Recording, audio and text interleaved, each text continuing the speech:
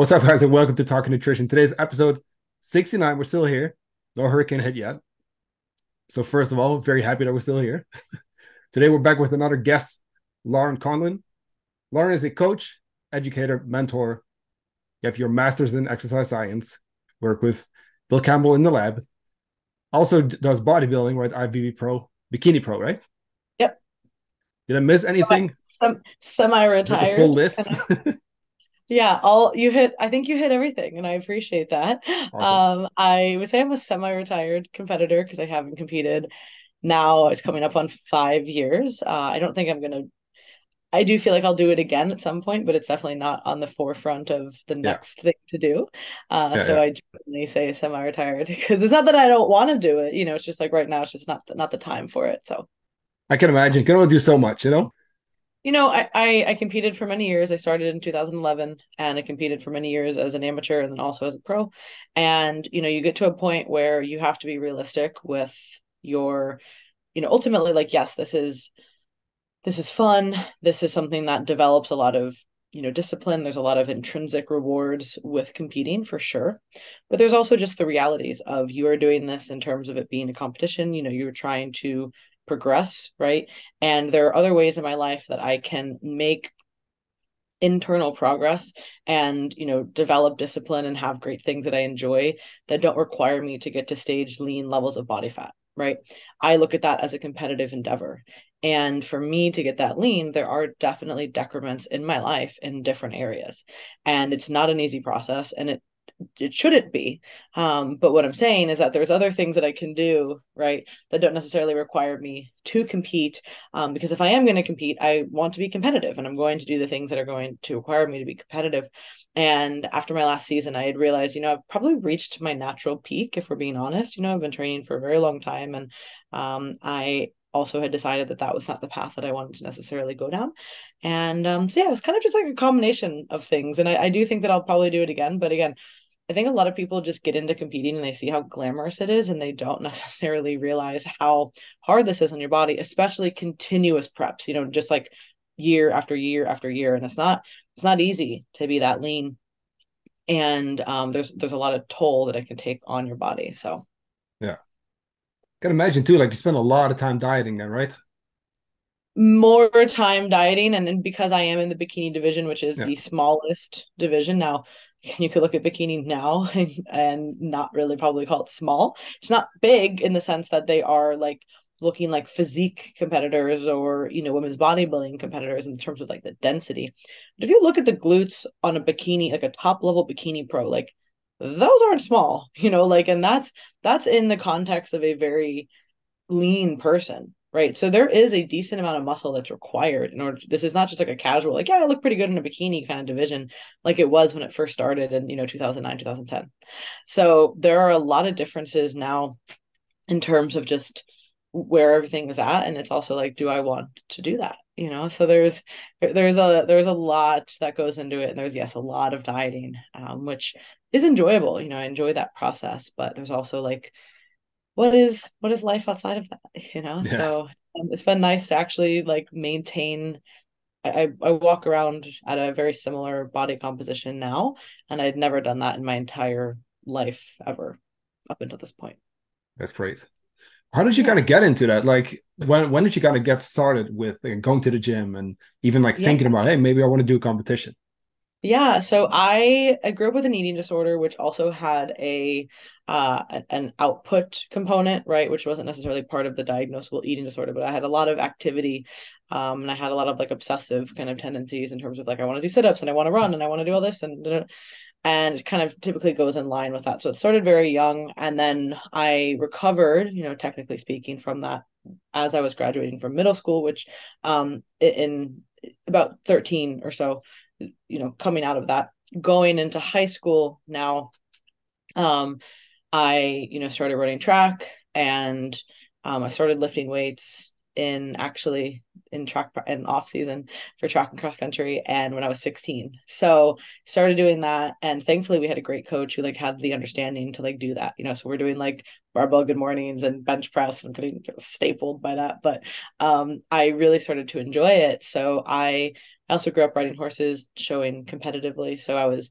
taking care of my horse, showing, track, cross country, going to the gym. Like I just was doing all the things, you know. And then I went to a bodybuilding show. That the guy that I was dating actually was did a competition.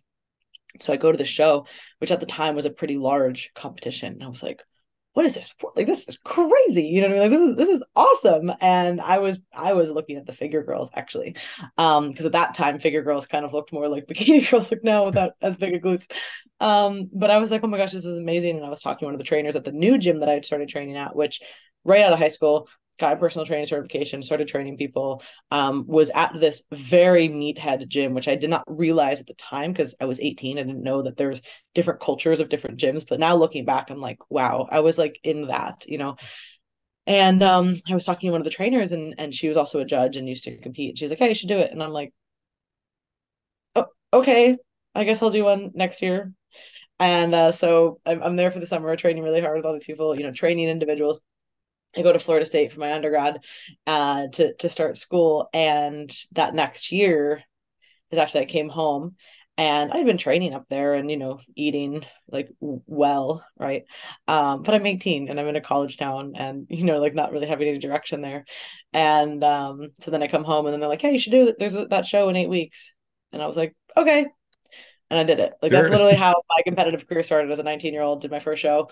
And it was pretty cool because the people at the gym, I had a great support system. But they never told me like exactly what to do. They're like, you're gonna figure this out. And I was like, oh, okay, sure. And it was a very interesting experience. And I had a great first experience for all intents and purposes. And that's how I got into the strange world of bodybuilding. Yeah. But you Yeah, figured my it out parents were though. like, Like "What that's is this? Like, what the fuck's wrong with you? Like, first you do the horse thing, now you do this. Like, what?"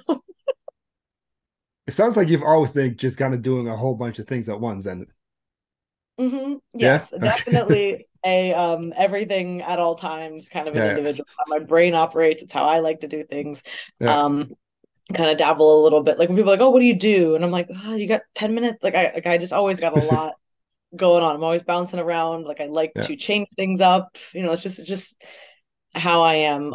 But it's funny, even though I'm like that, I found I was cleaning out my upstairs of my house and I found old notebooks from 2015 and I was saying the same things, saying them better now, but I was saying the same things in 2015 in a notebook. And I'm like, so I'm while I have a lot of moving parts and while I like to, you know, I have a lot of internal change and environmental change and things like that, my message is always and the things that I'm interested in drawn towards are very similar.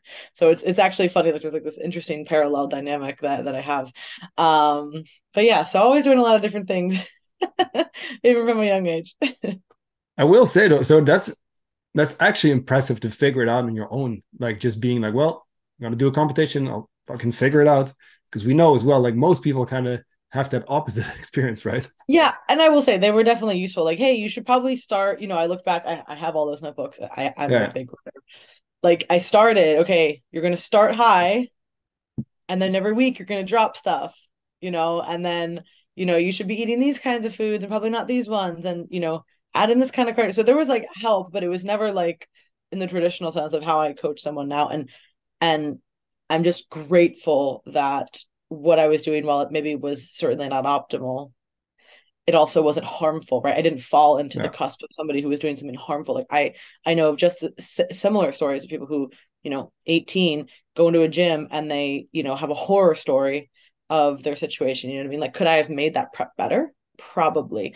But the people who were there were guiding me in a sense that was not in a harmful way. Like it maybe wasn't the best prep, but it wasn't these catastrophic stories that we used to hear, you know, of what people would be doing. So very grateful for that and learning kind of how to. I've always been a curious person, so I kind of was able to like tinker around with things myself, which was nice. So that's cool. So how did that kind of turn into becoming a coach yourself? mhm. Yeah, so that was 2011. Did my first show, and then I realized pretty quickly, wow, I have a good structure and needed a lot more muscle. So I was like, all right, definitely need to take some time off. So, you know, took time off, was focusing on school. I'd actually started my undergrad as a dietetics major. And then I realized about 2 years in, wasn't really crowd for me. So I decided to switch to exercise science. So I was very deep into school. And then I also started helping out with research. It's basically like as an undergrad, you can take credits to where you're helping a master's student. So combining some of those things, and then this is when I decided, okay, I want to compete again. And this is also when like social media kind of started to get larger. I had hired a coach. My first coach was Lane Norton, so start working together, and then so I'm kind of like in again, goes back to your first point, in a lot of different worlds all at the same time. And I had someone approach me, somebody that I knew who was actually in the dietetics program, and she's like, "Hey, I want you to be my coach." And I was like how I have a coach, and you do check-ins, and she's like, "Yeah." And I was like, "And you're gonna pay me?" She was like, "Yeah." I was like, "Okay." Like I wasn't there. That sounds interesting. So my origin story is really boring. Someone asked me to coach them, and then her friend asked me also. Then I had a few people back at home at the gym wanted me to do that. And that's how it started. And I knew I've always loved being like I'm definitely like a learner and an educator. Like that is like my purpose in this world. I didn't know that back then. But that is definitely like what my purpose is to be here. So it really was like a natural fit, honestly, to start coaching. But I kind of had, just a handful of clients like, hey, I want to pay me cash. Like I didn't have a business, like, but I started and I was doing that. And then I was also doing some of the research and also, of course, diving more into my own, competing and learning on that front, going to events and learning from some of the best people. Lane used to do these big events every year where it would be like team clients, but then he would bring in some of the top either bodybuilding pros or some of the top coaches or researchers. So like I was exposed to a lot of these people early on and getting to learn from them. Um, and then after so I graduated from my undergrad, and then I decided to go to my master's program with Dr. Campbell. And in that first semester, I actually turned pro. So at the end of that semester, after I turned pro, Lane and my other friend Paul Ravella sat me down and they were like, "You need to make this like a legitimate business. Like you need you need a name and a website, and like you need to do this for real. Like you know what you're talking about. You're in school. You have all this. Like make this legitimate." Because I was just kind of like I said, doing it on the side, and I was like, "Okay, fine, sure. How do I do this? What is like LLC? Like literally like." No fancy story over here. And that's how it started. And then I continued to build my coaching roster. And then I was doing my research. I was competing as a pro, going through classes, coaching clients. And then when I was getting ready to graduate, it was kind of like mom's like, what are you going to do with your life kind of questions, and I'm like, well, I've been doing this coaching thing. And everybody at that time I knew was like a coach. And she's like, like what, like I don't, and for good intentions, she had good intentions. Back then, it wasn't like everybody and their mother was a coach, which, and I was like, I don't know, why don't I just, and I talked to Dr. Campbell about this for so much, and like, what do I do? What do I do? And he's like, go for this, and then you can always go back to something that like your degree is gonna do if it falls on your face. Okay. And then I graduated with my master's in 2016. Came back from Australia. I was presenting for like a month over there. Came back, graduated, and then took the business full time. And here we are. So still doing the same thing in terms of I'm coaching people, I'm educating, and I'm speaking. And like now it's just like literally now I fully understand that this is the reason that I'm here like on this earth. Back then I didn't really know. I was just kind of doing it and learning. And I think it was actually better that I did it that way because I wasn't like I was just kind of went in with no expectations in a sense, and I was like, oh, okay, let me just take on a few people and learn and get better. And then okay, let me make these adjustments. And then okay, now when it's time to actually fully do this, like I can do that more effectively. Yeah, cool. Been doing this for a while then, though. That's cool. Yeah, yeah, yeah. I started, like I said, training people right out of high school. When was that? 2010. Yeah. And then yeah, started, online coaching, so to speak. And I've always been in the industry. Even when I wasn't training people, I was working in like demos, which used to be a big thing back in the day. When you work for some company, you go to an event, you talk to people, here's all these products, whatever, whatever. And so I've been in it for a while, and you kind of forget how long until you're like, wow, that's like 13 years. That's Like cool a though. I mean, you must then also notice kind of like trends like coming and going, and then I mean, so 13 years, like this is when I was kind of overweight and started like my journey. So I didn't like do a bunch of sports like you did. Like I was out of shape, But like I remember back then, like trying to look up, hey, how to lose weight or how to get healthy, whatever. It was like the worst shit. It was like before like Netflix and stuff. Luckily, um, obviously before like Instagram and stuff was big. So we had like blogs. Blogs, forums.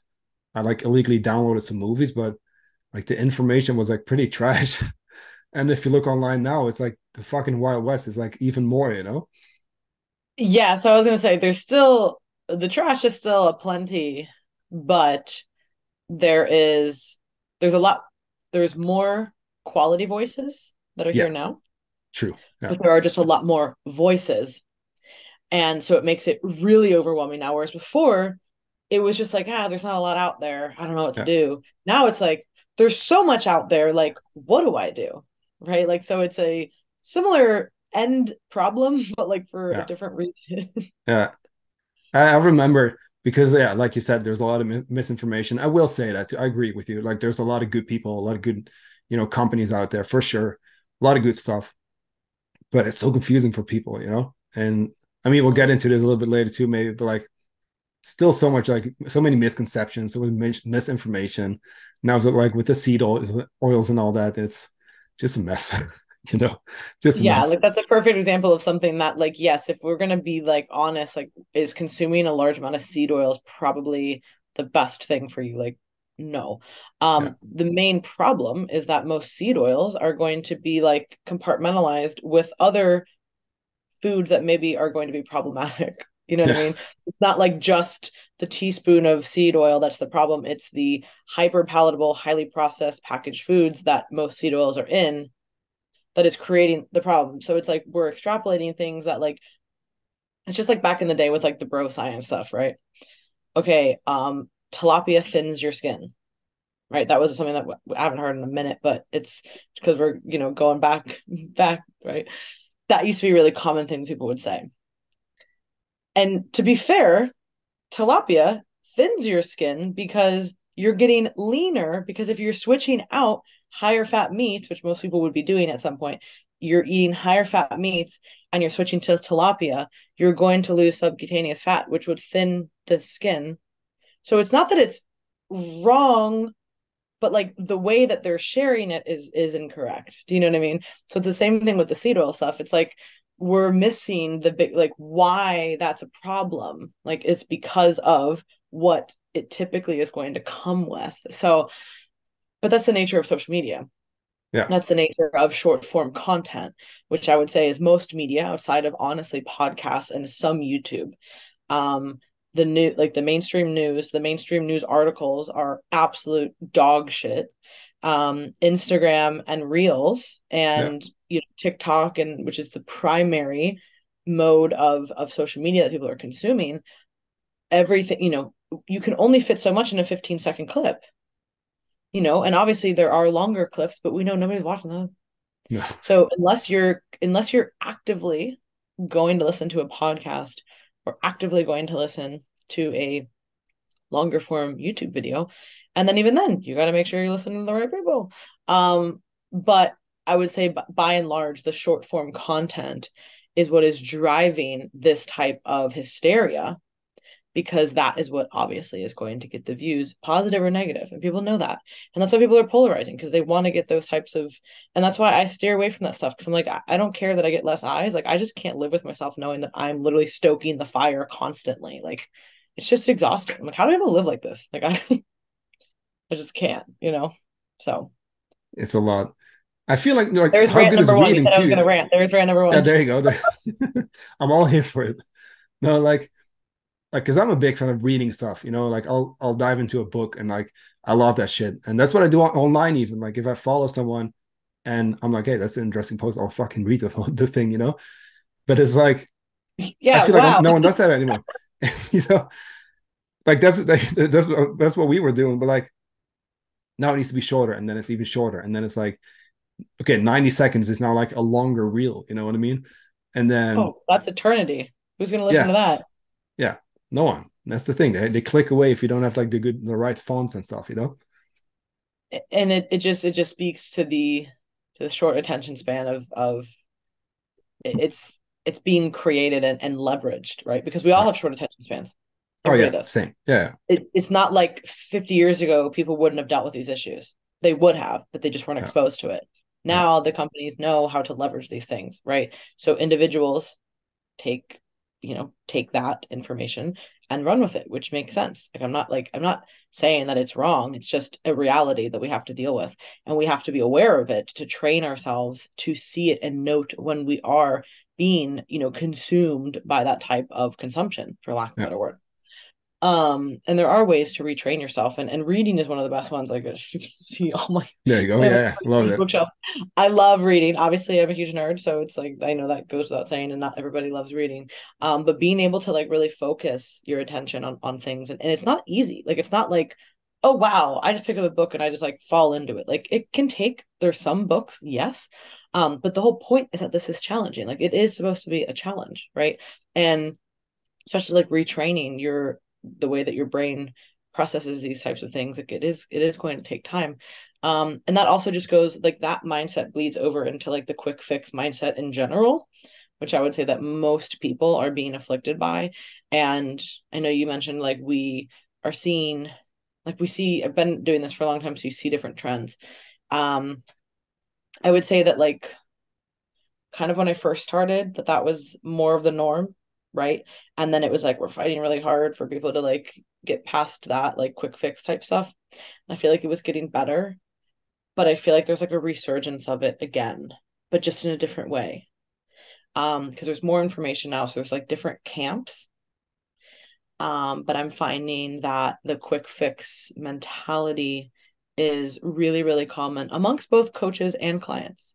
Um, So in the coaching sense, it's a little bit more in kind of like the business stuff, right? Where people see like the flashy, like make seven figures your first year mastermind. It's like, Yeah. you really fucking think that's gonna work? Like you really think that that's gonna work?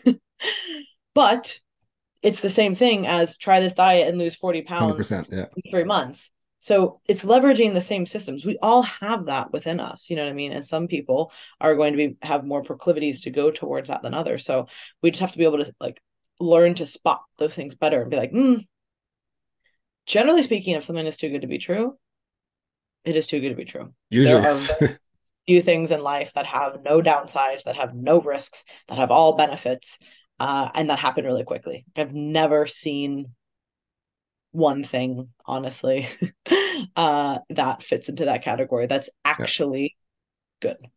Yeah. I think like the whole crypto shit like is a great example of that too. Perfect. That's a great example. I don't know too much about all that shit. Like that was so overwhelming. And I go, this is too overwhelming. I can't spend any time learning about this. No, Yeah. Yeah. no. And guess what happens? A few people kind of get lucky and fucking almost everyone gets burned like badly. You know. Of course that was Badly. gonna happen. Yeah, I've heard some Anyway. things that I hadn't even know. I'm like, what the hell? Like this turned into like this whole Ponzi scheme. Anyways, Yeah. I'm lucky Anyway. I could barely get on this podcast, so I wasn't gonna mess with crypto. Like my technology skills are not there. So Probably could. Probably smart. Uh, no, but like I even see that with a lot of things that we kind of like need to work on with our clients, you know.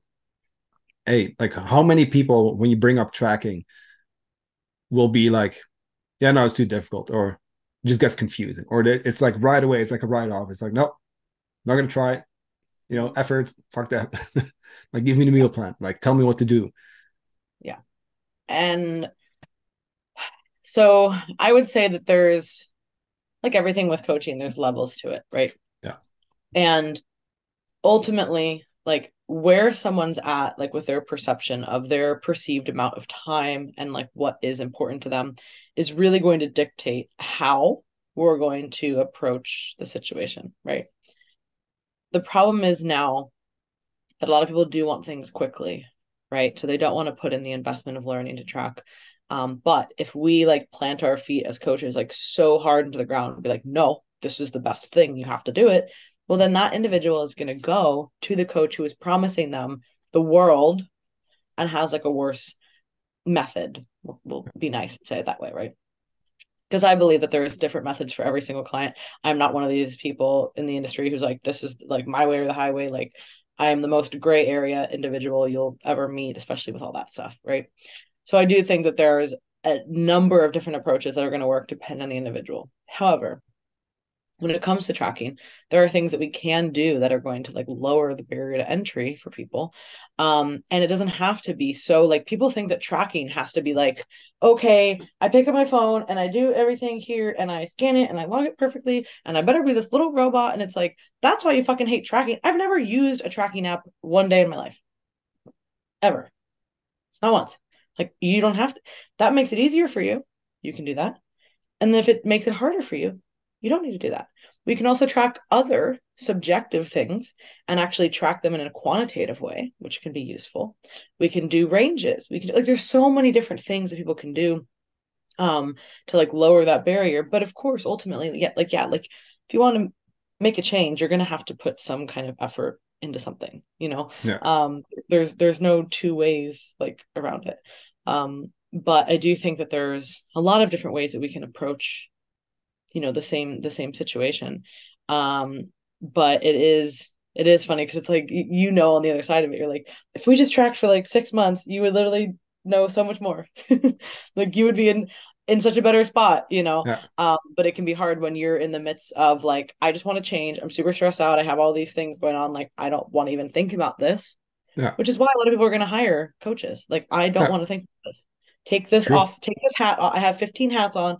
I want one of them off. Like, that's why people hire coaches. Yeah. So it's like, okay, we need to make their life easier, Yeah. not harder, but also in the process, educate and take small steps forward.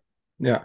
I'd still say like it can be so beneficial to at least I'm always like, hey, let's at least try and at least like try to get you to learn. Yeah. Hey, maybe if it's not the right time now, like that's cool. We come up with some basic stuff, we figure it out. But then let's say, hey, okay, when it cools down a bit, like let's at least be open to learning, trying it out. Yes. And I've seen people go from like absolutely fucking hating it in the beginning, you know, Yeah. to now like loving it, and it takes them 5 minutes a day, and it's like, well, even at maintenance, I'll just track. I like it, you know. Mhm. Yeah, there's so many different ways to do it. And I think a lot of people look at tracking macros as only this one singular thing. And it's like there are so many of varieties of tracking, so many versions of tracking macros that that Yeah, that could work for you. And ultimately that's what coaching is coming up with what is a strategy that is going to work for my client. And if this one thing isn't working and we're bashing our head into the wall for 3 weeks straight, okay, well, what can we change? What would make this something that you could actually do? yeah, Asking the client that, getting that feedback. Okay, now let's make the adjustment. yeah. So sometimes it's Perfect. just about having that conversation. What does this look like for you that would actually make this easier? And then they're like, hey, this one thing. And it's like a small adjustment. We're like, perfect, let's do that.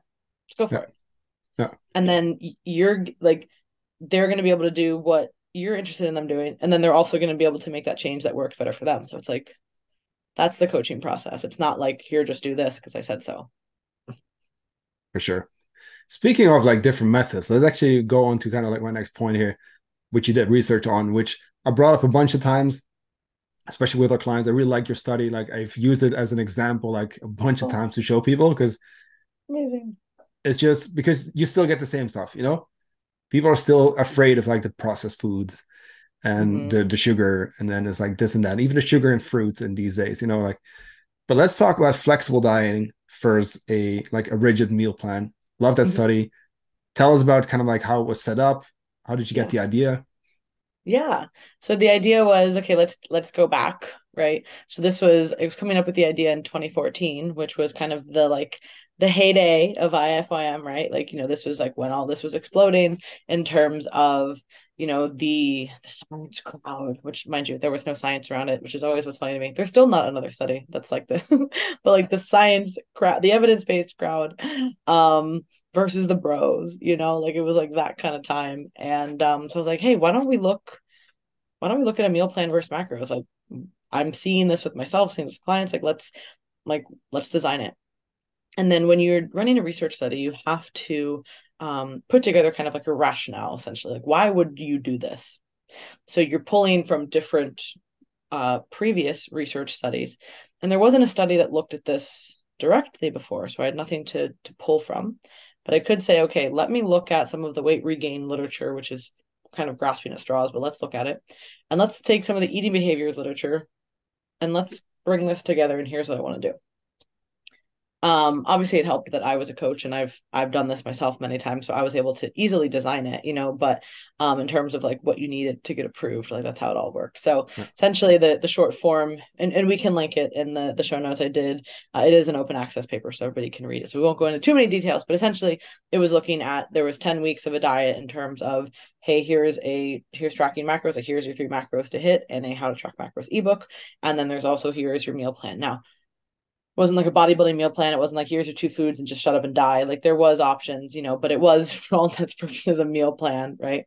So we were looking at different body comp measurements, metabolism measurements, eating behavior changes, and we looked at that during the diet, and then also the post diet period was just a follow up. Like, hey, do whatever you want. You can keep dieting. You can go binge eat. You can do the same. Like, I don't care.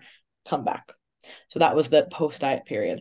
And ultimately, the long and the short of it was we saw no statistical differences amongst the groups. There was one measurement, but again, for the purpose of this, it's not super, super relevant. But overall, it really just showed me like, wow, what where someone is at in their journey is what they need at that time. Because people who were put in the meal plan group who had never tracked food before did great. People who were in the macro group who had never tracked macros before did really poorly, right? So those are the things that you can't really talk about in the paper, because those are just questions that I'm asking them, one-on-one, because I'm just curious. I basically felt like I wasn't coaching people, because you can't do that in research and bias it, but I was observing and asking as many questions as possible because I was just curious about this. So it really just kind of showed me that, like, all right, we need to look at this on this continuum. And this is what I always try to share with this message. Like, we need to look at dieting as a continuum, and not necessarily like what method is better for the client, based on where they're at right now. And if somebody doesn't have any food education, doesn't know anything about food, it can be overwhelming to be like, here's 3 numbers. You're like, what? This is so overwhelming. You know what I mean? Likewise, if someone has tracked before, they're like, I don't really need a meal plan. Like I'm good, so it's really just going to depend on where the individual is, and you can always build. So that's why I like to start now more so with like foundational habits, and we can track subjective things in a quantitative way, and then we can eventually build into tracking more quantitative based numbers in terms of macros and calories and things like that. But it really, really gave me some great insights there, and then it also showed me and highlighted some of the stuff that I started seeing later in life, was that the rigidity of the plan has nothing to do with what you're eating, and has to do with your mindset. Because people who can track macros can be just as rigid as people who are on a more rigid dietary plan in terms of having less options. So that was really the biggest takeaway that I had was, all right, your mindset around food and your relationship with it is what is going to influence your long-term behavior changes here. If you're having a meltdown and not able to eat something because you can't track it, even though you've tracked your macros for 5 years, we have a problem. So that is definitely something that became very apparent to me as I started coaching later on. And I'm really grateful actually that we didn't publish the paper until a few years later, because I was able to actually add that and make that abundantly clear. Campbell's like, I think it's pretty clear. I'm like, it needs to be crystal clear when people are reading this study that this is this is a huge takeaway, because I didn't want people thinking, like I incorrectly thought, that flexible dieting, IFYM, was flexible restraint, because it wasn't. Can be, can also not be. So those were some of the main takeaways from the research. Awesome. Love that. So I think that's a great point that you brought up. And personally, I never really thought of that until I think I heard you talk about the study in the different podcasts. But like, it's so true though. Like different people do need different stuff. And as much as like I don't do meal plans, technically I know, but like over in the US, like you guys, depends on the state, I guess. Technically, like I could in Norway, but I still don't think, at least it doesn't really align fully with what I think is, Yeah. like I much rather like teach people how to do it themselves. But either way, I do still think there's a time and place for it. And I do eventually like that for some people, especially in a cut. Like, hey, if you're if you have your things dialed in, and we can just start repeating stuff, like how simple is it to go through a cut then, you know? Yeah, I would say yeah, most people can and I would say possibly asterisk should create a self-created meal plan of sorts, because one of the reasons people burn out from macro tracking is they're always trying to change stuff. And it's like, Yeah. just because you're like, you don't need to track new things every day. Like, how often are you going to the grocery store? Like, how much food do you have around? Like, I don't know. I'm like, I think about me. I'm like, I go to the store. Hey, what am I going to make for the week? Okay, I eat the same shit. Like, Yeah. it's super easy. Like, if I wanted to Yeah. track right now, which I'm not, but if I wanted to, Yeah. it would be so easy, Yeah. because literally all I would do is I'm eating pretty much the same stuff outside of maybe the few meals that I'm going to eat out this week. Yeah. And it's always the same. So it's like you can create a self-created plan of sorts, you know what I mean? Like the client can. Um, because it's like that, like why wouldn't you? Like what Yeah. it's much more confusing to do it the other way. For sure. Yeah, and I think it's just a nice way to also understand like both, right? The meal plans and the flexible dieting groups, like they had the same outcomes, right? Like other than that one metric. Can you still hear me? I think the Hmm. connection went a little weird. Yeah. Okay, cool. Yeah, all good. Yeah, no, it cut out for a second. I was like, oh no, but no, it's good. Yeah, the outcomes were very similar. The Yeah, only difference, statistically speaking, with yeah, the groups was the fat-free mass in the flexible group, so the tracking macros group, increased in the post-diet period. And we redid the numbers a million times. Okay, did they? Because in most dietary research, you are not doing their training. Because to be fair, that would technically be a change. You have more control if you're running their training. But if you're running a training study, everybody has to do the same training. yeah, So that would mean, again, people are coming in with different levels. That might be easier for some people, harder for some people. So we're actually changing things. So we have to go off of the nature of individuals and say, hey, please don't change what you're doing, which of course is always variable, but it's going to be probably less change than if we had done their training. So in any case, we had them self-report training, resistance training minutes and cardiovascular training minutes. There was no differences, statistically speaking, amongst those. We reran the numbers. Okay, were there really big differences amongst the macros? Were there big differences in terms of the protein? There weren't, again, statistically significant differences. And I consulted with other people about this as well. Like, what do we think that we're seeing here? Was it a fluke finding? Because it was a pretty strong finding, but like, what's going on? And I just kind of wrote it off as like, if somebody redid the study, we may or may not see it.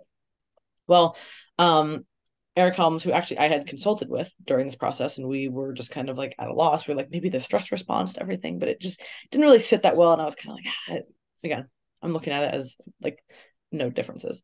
He actually wrote a review on it in Mass, which is their research review. And he brought up a really great point, and I was like, oh, that was probably it. So years later, when he went back and looked at it, so if you look at the numbers, like the actual numbers and like the spread of those, not just the statistics, you can see that there was a less of a difference between like the flexible group, in the sense of like they were basically reporting a lot closer to what they were currently eating, versus there was a larger change with the meal plan group, which pretty much what we think that comes down to is people who had been tracking their food intake for 10 weeks were able to report easier, of course, what they were doing afterwards, because they had already had more experience there. Whereas the people who were on the meal plan, they hadn't really developed those skills. So when they were asked to report, it wasn't as straightforward. So it really just speaks to the skill development. And yeah, to your point, like it doesn't take that much time. So even in 10 weeks, they were able to see improvements with all that. So I don't really think that it really changes things necessarily in terms of the study design, but it more so just was able, like the people who had tracked their food were able to regulate themselves a little bit easier, because they were used to, again, tracking their food intake and looking at it on a deeper level in that sense. So I if somebody was to replicate this study, would they be able to see that finding again? I'm not too sure. I look at it as a cool win. Like scientists don't think it's cool, but to me, no statistical differences amongst most variables was pretty awesome to me, showing like we can, whatever method is going to work better for you at that time. Good. So that was my biggest, I guess, takeaway from that point. But yeah, pretty much through and through, everything was the same. Cool. That's awesome. So you see, you don't have to be super strict. Like I will say, in a cut, for example, again with cutting, especially even in a bulk too, but like there's definitely time and place for being a little bit more strict. And I feel like that's maybe one thing that these days we're also like moving away from a little too much. It's like nothing is, allowed to be strict anymore, or restriction is like this bad word. And I will say, like, we don't necessarily focus on restriction, and I bring that up a lot, but it's like, no, but you got to understand, like, when we cut, we are going to lower calories, we are going to remove some stuff, and you're probably not going to get drunk every single weekend. You know what I mean? There's a difference of restriction and restraint, Yeah. which, that's what the whole point of that paper was talking about, flexible restraint in terms of a mindset around food and how you're viewing it. Um, but there's two parts to flexible restraint. There's flexibility, but there's also restraint. And you're right. You're so on point in saying that currently the messaging is moving towards this, what I think is a very unhelpful message for the large majority of people. And I literally will say this, and I've said this on many podcasts, I've said this in presentations, like I will continue to lean against not tracking. I have nothing against intuitive eating. I have nothing against moving towards those approaches. I work with clients in that capacity. That is technically what I do. However, it is, but it isn't, right? As I mentioned in the beginning of the podcast, I started tracking my food intake at 8 years old. I stopped tracking my food intake at, whatever, just a few years ago. So I've had about 20 years of tracking in some capacity, right? How unfair would it be for me to sit here? It would be so easy. It'd be so easy for me to do this. Oh, I don't track my macros. And look at me. Because look, That's the technically, shit. Exactly. I have the best maintained physique that I've ever had, right? I'm not the biggest or the leanest, but I'm pretty in a healthy body comp that I enjoy.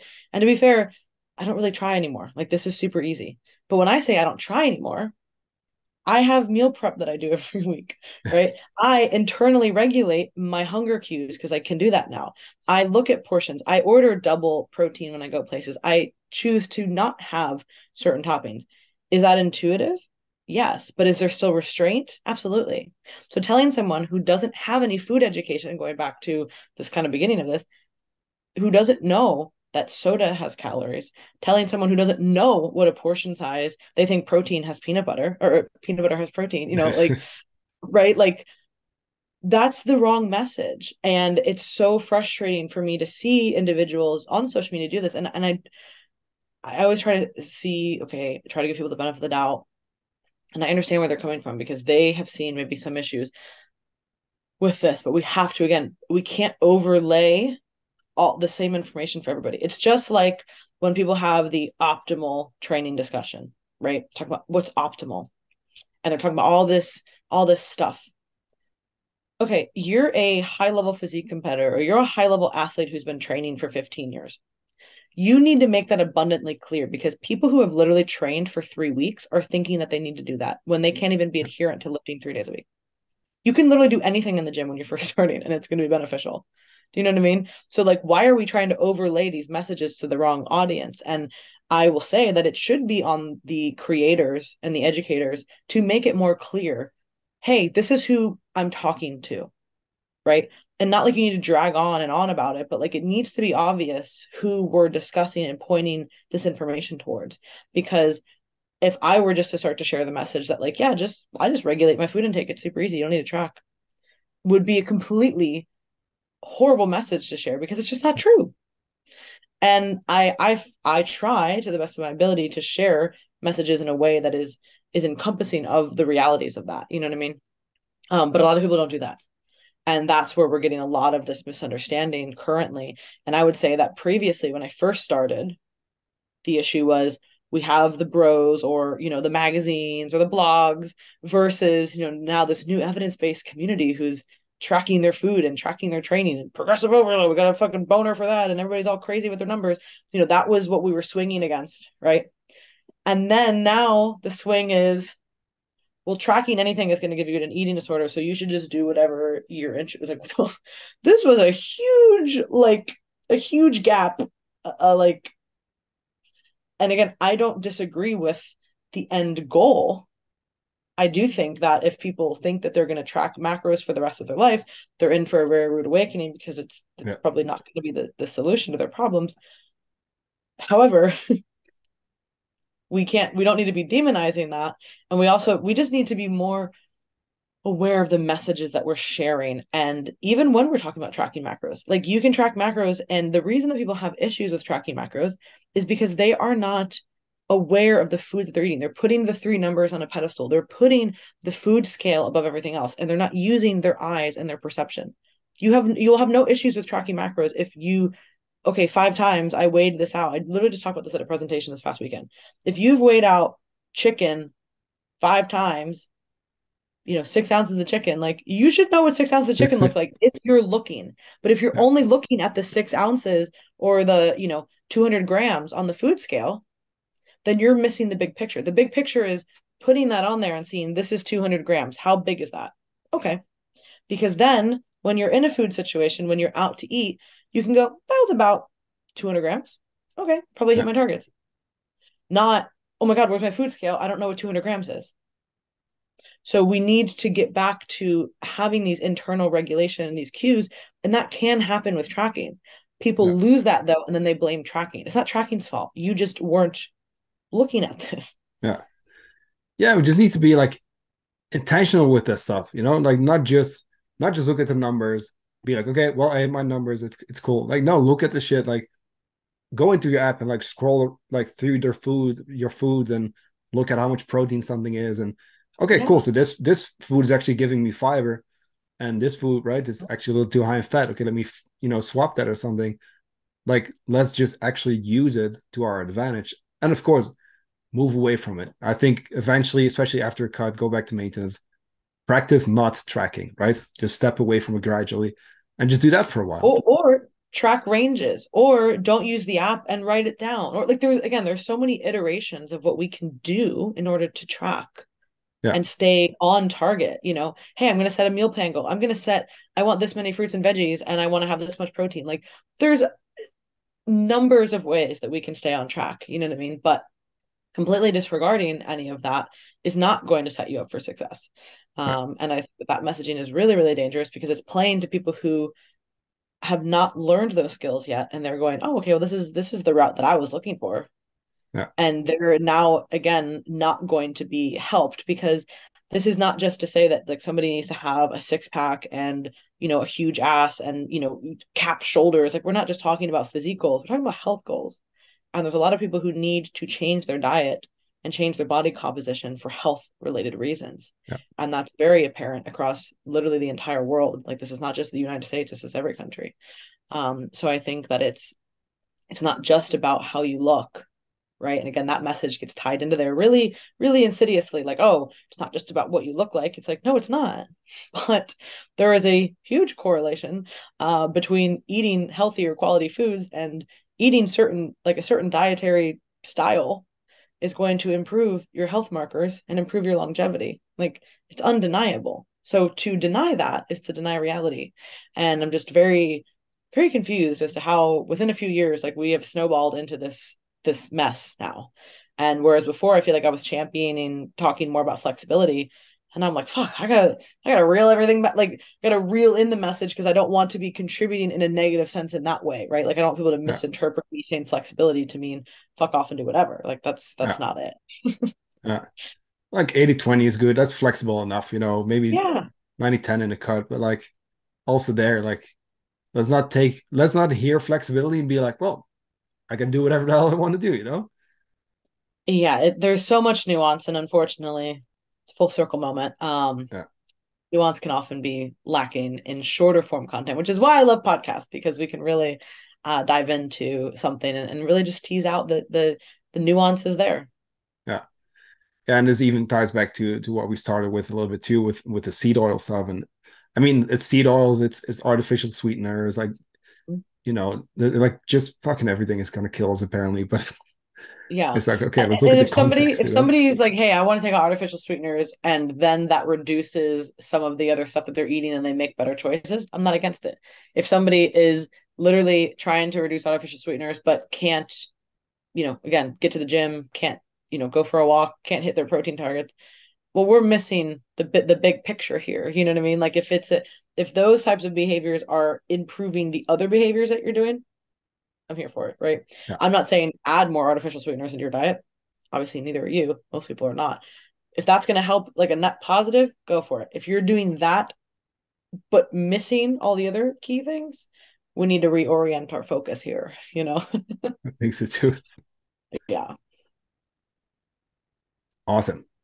I think we touched on a lot of good stuff today. We went on a little mini rant here and there. No, I think Hey, we covered a I lot. didn't even feel like I was ranting. I feel like I was pretty collected, but Got to pretty chill with today. We can always do part two and just go on a big rant. That's cool. yeah, just really hit me with the inflammatory seed oil questions. Just kidding. But no, I really I have strong opinions, but I do like to share them in a balanced way, you know, because it's like how it's gonna, of course, come across. But yeah, we had a lot of good stuff. Awesome. Thank you. Now, that being said, do you have anything else to share with the listener? Do you have anything coming up? I know you just started mentoring coaches, right?